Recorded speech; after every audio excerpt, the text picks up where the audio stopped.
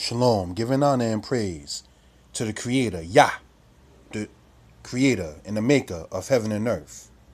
This right here, as we see in brothers and sisters, is a picture of Israelites that was taken into the Assyrian captivity during the era of King Hezekiah of Judah, also during the reign of Sennacherib, the son of Sargon, king of Assyria. Okay, so let that be noted and understood. That is dated, brothers and sisters, into the era of the time that we call the 8th century BCE. So we can gain an understanding concerning that kind of matter. Now, I have a book here entitled Hebrewisms of West Africa, written by Joseph Williams.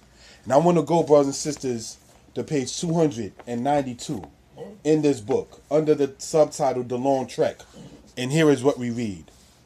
It says, John Olgerby, who is an author, master of His Majesty's Revels in the Kingdom of Ireland. That's the book he wrote. Published in 1679, a volume on Africa, wherein he speaks of the coast of Guinea as follows. Many Jews also are scattered over this region. So I want to sit there and have this to be seen. It says, many Jews also are scattered over this region. Some natives boasting themselves of Abraham's seed, inhabiting both sides of the river Niger.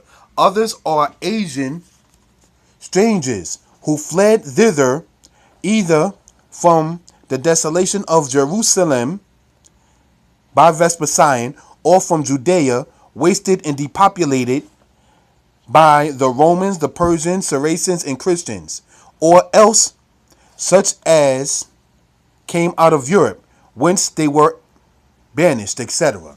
So I just wanted to sit there and have that to be read, because according to that author right there, Joseph Williams, who cited another book, the book being entitled Master of His Majesty's Revels in the Kingdom of Ireland, that they are within the coast of Guinea, people who are said to be Jews. That is to say, Hebrews or Israelites. Now, I want to sit there and, for the record, have it be shown, brothers and sisters, what we're talking about when we speak about Guinea. This is where the area is today. All right? So we can gain an understanding of what we're talking about. Guinea, right here. This is in Western Africa. So we can gain an understanding of what we're speaking of. Okay? Now, another thing, brothers and sisters, concerning this kind of matter that we should sit there and want to sit there and probe into. If we are going to go back, if you will, with me, into the book Hebrewisms of West Africa, page 269, so we can gain some understanding concerning this matter. Here is what we read under the subtitle, The Flesh Pots of Egypt. James Terry Breasted, speaking of an Aramaic letter, which was written by a Hebrew colony in Egypt to the Persian governor in Palestine in the 5th century BCE, thus describes it.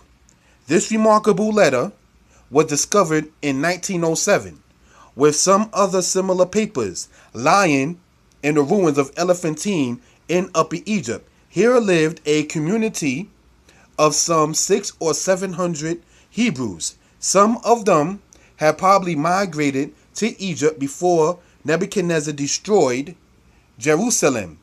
They had built a temple to the Most High on the banks of the Nile. So I want to sit there and have that to be read, so that way we can see that is dated as stated to the 5th century BCE. Now we're talking more properly within the year 408, 410, 407, 405 BCE, so we can gain an understanding of the time frame in which you're speaking about. And within that, it distinctly says that there was a people living in Elephantine, which is in southern Egypt, who were of the house of Israel.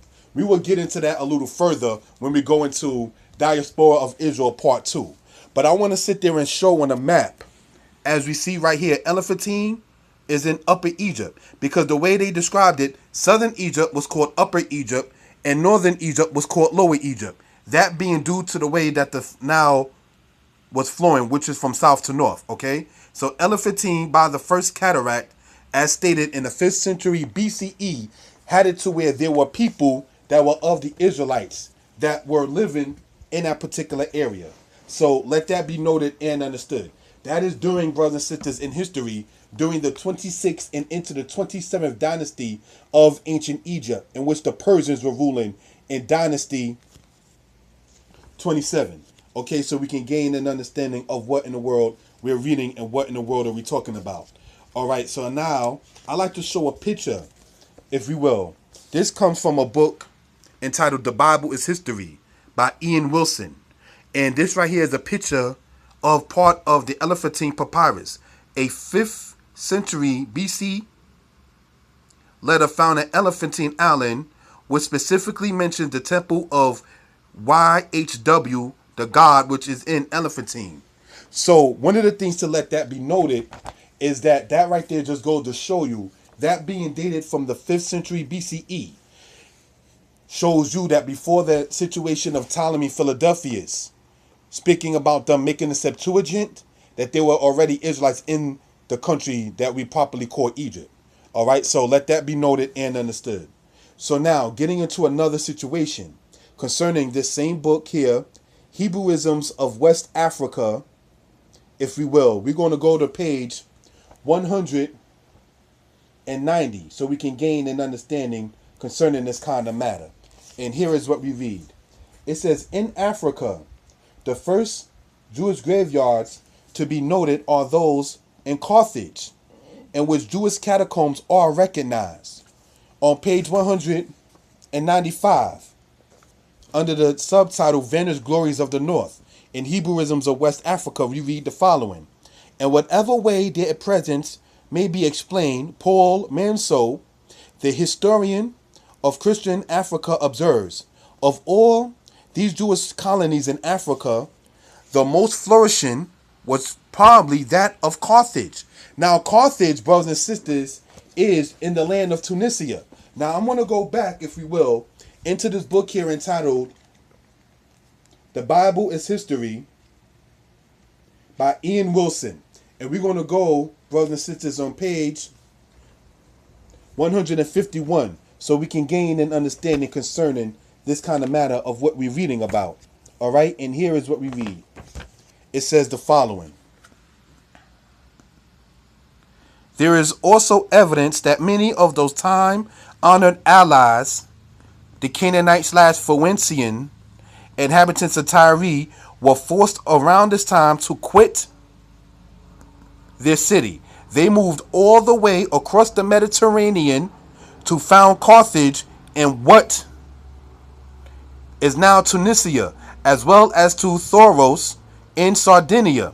So I wanted to sit there and have that read because it distinctly shows you, brothers and sisters, that you had people that were of the Phoenician/Canaanite people that was migrating over from the land of Israel, from the land of Tyre, from the land of the Phoenicians, that is, all the way across the Mediterranean to go into this land here called Tunisia, namely in the city of Carthage. The date we're speaking about also is important because we're speaking in the 9th century BCE. That is to say 853 or 850 BCE. Very important concerning this kind of matter because many times people like to look at the modern people in Egypt, Sudan, Tunisia, Algeria, and Morocco and sit there and say, oh, okay, well, that had to have been the same way the people in the ancient world then looked. Not so, not accurate. Okay, so let that be noted. Carthage, brothers and sisters, was destroyed by the Romans in what they call the Third Punic War. That being, brothers and sisters, in the 2nd century BCE. What we're reading about the people with the Jewish catacombs or the Hebrew catacombs, as well as many of those other people of the Canaanites that went from the same land over to the land of Carthage and Tunisia, brothers and sisters, those people right there were people of color. And that dated before the time of Alexander. That dated before the time of the Ptolemies and the Seleucids by default. You understand? So let that be noted and understood. Now, I like to sit there, brothers and sisters, if we will, go into a secular reference as we've been doing. I have a book here entitled, that I bought out of New York and Manhattan. It is entitled The Negro Heritage Library. Right? And on page 204 in this book, we read something that I find to be very, very interesting concerning this kind of matter. Okay? And here is what we see. part of the people that's in the Gambia. And let's see what it says. Little is known about the Gambia of antiquity, although there are apparent references to it in the reports of voyages made by Carthaginian and Phoenician adventurers.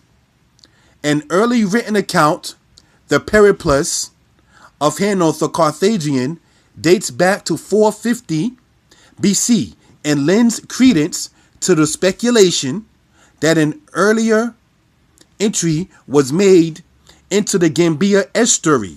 So one of the things to point out is that this particular author of the Negro Heritage Library is basically saying that there is a strong understanding and it's something to lead credence to the fact of saying that there were people that was in the land of Tunisia, all right, that went all the way to what we call here, the land of the Gambia. So let that be noted. So I want to sit there and let it be known and shown what we're talking about. We had the people that was in here, as stated from the book, The Bible is History, as well as Hebrewisms of West Africa, that was in here, migrated across the Mediterranean to over here. Then when we read in the book entitled The Negro Heritage Library, went from here to this place that is over here called the Gambia. So that right there is very, very important so that way we can gain an understanding concerning this kind of matter in this kind of presentation. This being the Diaspora of Israel, part 1. So there will be other parts to this, but I just want to sit there and give an overall view of what we're going to be talking about in the future presentations. Okay? I have a book here entitled, if we will, Stand the Storm, A History of the Atlantic Slave Trade by Edward Reynolds. And on page 53, here is what we read concerning this. Now, this is concerning the slave trade and what happened so we can gain an understanding, all right? It says the following. Thus, the distances from Africa to the New World are pertinent. From Gambia to the West Indies, 3,200 miles. So I just want to sit there and let that be noted. It is stating that during the slave trade, they had it to where they had to know how far they were going to be going. And from, as shown, from the Gambia, okay, to, I don't have it on the map here, but across the Atlantic to the West Indies, they're speaking in reference of 3,200 miles. So let's understand the presentation so far. You got people that were of the Hebrews that left from the land of Israel, went to Tunisia, from Tunisia to the Gambia, from the Gambia during the slave trade, taken across the Atlantic Ocean to the West Indies. Now, I have a book here entitled A History of the Atlantic Slave Trade, Black Cargoes by Daniel Mannix in collaboration with William Coley. And in this book right here, we're going to see on page 56 something very interesting. All right, and here is what we read so we can gain an understanding concerning this kind of matter. It says this. In the West Indies, where Basel Negroes were cheap, these considerations were not of prime importance, but the Virginia colonists had to repurchase their Negro slaves from the West Indies in the early days, and hence a Negro was represented a considerable investment. So just to sit there and conclude, we had it to where we were going over the situation where you had it, brothers and sisters, people left from the land of Israel, went to Tunisia. From Tunisia, went to places like the Gambia. From the Gambia, taken in captivity to the West Indies. From the West Indies, were purchased by Virginia colonists, the white people, over into Virginia. So you can see a presentation of why we say, know, and understand that we are part of the scattered tribes of the nation of Israel in history. So that way there won't be no misunderstanding. I did not, on deliberate purposes, cite one particular thing from the Bible itself. So that way people won't sit there and think somebody's trying to be biased. This book, Hebrewisms of West Africa, shows a map of how the people of Judah and Israel scattered. There will be a part 2. Shalom.